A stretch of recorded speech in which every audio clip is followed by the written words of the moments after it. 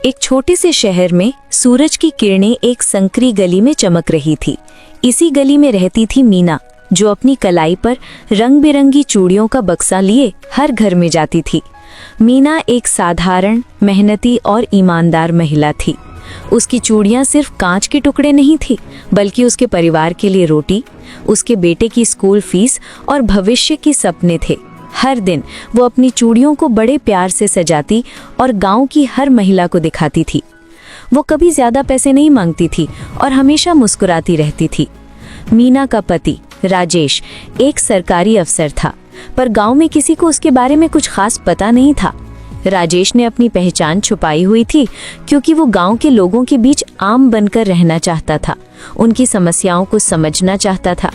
वो अक्सर अपनी पत्नी को चूड़ियों की टोकरी उठाने में मदद करता और उसके साथ लंबी दूरी तक चलता, पर लोग उसे बस एक साधारण सा आदमी मानते थे।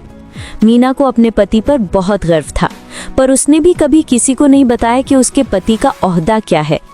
वो चाहती थी कि लोग उसे उसकी मेहनत और चूड़ियों के हुनर से पहचाने, ना कि उसके पति की हैसियत से। एक दिन मीना अपनी चूड़ियां बेचने के लिए शहर की सबसे मशहूर कोठी में गई। ये कोठी रईसजादी नंदिनी की थी, जो अपने घमंड और अकड़ के लिए मशहूर थी। नंदिनी ने मीना को आते देखा और मुंह बनाया। आ गई ये चूड़ी वाली, उसने अपनी सहेलियों से कहा। लगता है इसके पास चूड़ियों के अलावा और कोई काम नहीं है। मीना ने शालीनता से अपनी टोकरी खोली। मैडम, नई चूड़ियां आई हैं, देखिए ना। नंदिनी ने चूड़ियों को देखकर नाक भौं से कोड़ी। ये सब पुराने डिजाइन है, तुम्हें अक्ल नहीं है क्या? ऐसी चूड़ियां कौन पहनता है? मीना ने शांत रहकर जवाब दिया, मैडम ये डिजाइन आजकल बहुत चल रहा है और ये बहुत मजबूत भी है। नंदिनी को ये बात पसंद नहीं आई। उसने अचानक एक चूड़ी तोड़ दी और कहा, देख लिया कितनी घटिया चूड़ियां हैं तुम्हारी। मुझे तो लगता है तुम धोखेबाज हो। ये कहकर बेचती हो कि अच्छी हैं, और ये तो इतनी कमजोर है कि छूते ही टूट गई। मीना की आंखों में पानी आ गया। उसने कहा, मैडम मैंने कुछ नहीं किया, आपने जानबूझकर तोड़ी हैं। नंदिनी जोर से हंसी और अपनी नौकरानी को बुलाकर कहा, देखो ये चूड़ी वाली मेरी बात नहीं मान रही, इसे कहो कि यहाँ से चली जाए। मीना का दिल टूट गया। उसकी मेहनत पर सवाल उठाया गया था। नंदिनी ने बिना कोई परवाह किए मीना के सामने उसकी चूड़ियों का पूरा बक्सा पलट दिया। चूड़ियां जमीन पर बिखर गईं और कई टूट भी गईं। भाग जाओ यहाँ से और दोबारा मेरी कोठी के आसपास मत दिखना, नंदिनी ने चिल्लाते हुए कहा। वहां मौजूद नंदिनी की सहेलियों और नौकर भी ये सब देखकर मुस्कुरा रहे थे, मानो कोई नाटक चल रहा हो।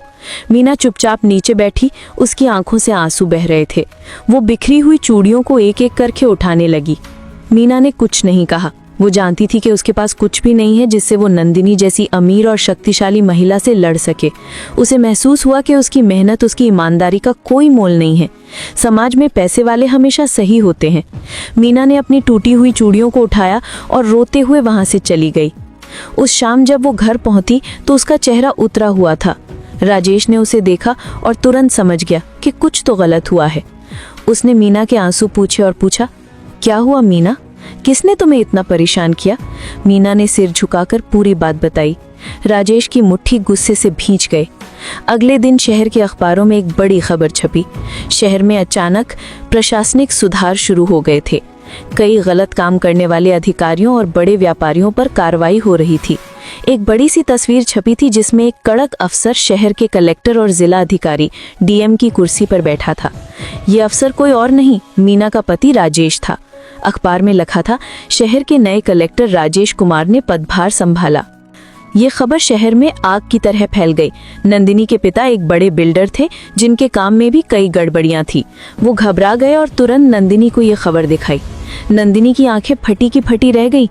कलेक्टर, ये तो वही उसी चूड़ी वाली का पति है। उसे उस दिन का हर पल याद आ गया।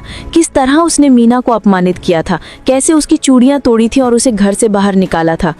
अब उसे समझ आया कि उसने सिर्फ एक चूड़ी वाली को नहीं, बल्कि शहर के सबसे शक्तिशाली अफसर की पत्नी को अपमानित किया था। राजेश ने एक प्रेस कॉन्फ्रेंस बुलाई। नंदिनी के पिता भी डर के मारे वहां पहुंचे। उन्होंने सोचा कि वो कलेक्टर से मिलकर बात कर लेंगे। राजेश ने मंच से बोलना शुरू किया। मुझे पता चला है कि इस शहर में गरीबों और मेहनती लोगों के साथ बुरा व्यवहार होता है। उन्हें उनके काम और हैसियत से नहीं, बल्कि उनके कपड़ों और बैंक बैलेंस से आंका जाता है। नंदिनी के पिता ने बीच में कहा, सर ऐसा कुछ नहीं है। राजेश ने हाथ उठाकर उन्हें चुप रहने का इशारा किया। ये सब मेरी आंखों के सामने हुआ है। मेरी पत्नी जो चूड़ियां बेचकर ईमानदारी से कमाती है, उसे धोखेबाज कहा गया और उसकी चूड़ियां तोड़ दी गईं। ये सुनकर नंदिनी के पिता का चेहरा पीला पड़ गया। राजेश ने नंदिनी को भी बुलाया। आप यहाँ आए मिस नंदिनी। नंदिनी वहाँ खड़ी थी, सिर झुकाए हुए। उसके चेहरे पर कोई घमंड नहीं था, वो कांप रही थी। राजेश ने उसे अपनी पत्नी का अपमान करने के लिए माफ करने को कहा। राजेश ने अपनी पत्नी मीना को बुलाया। मीना को देखकर नंदिनी की आंखें शर्म से झुक गईं।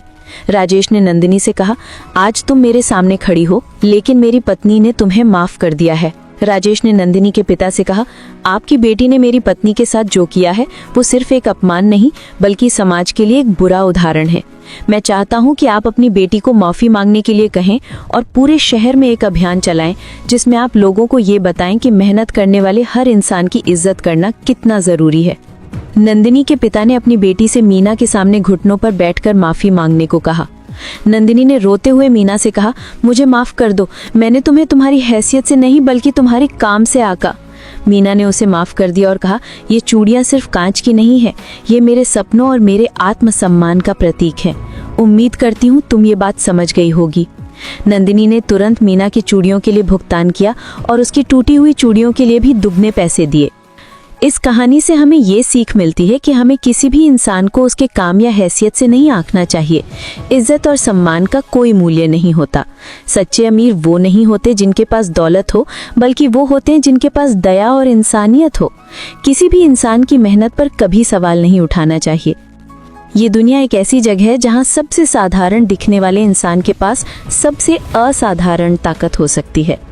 दोस्तों, अगर आपको ये कहानी पसंद आई है और आपको लगता है कि हर मेहनती इंसान को सम्मान मिलना चाहिए, तो इस वीडियो को लाइक करें, इसे अपने दोस्तों और परिवार के साथ शेयर करें ताकि उन्हें भी ये सीख मिले।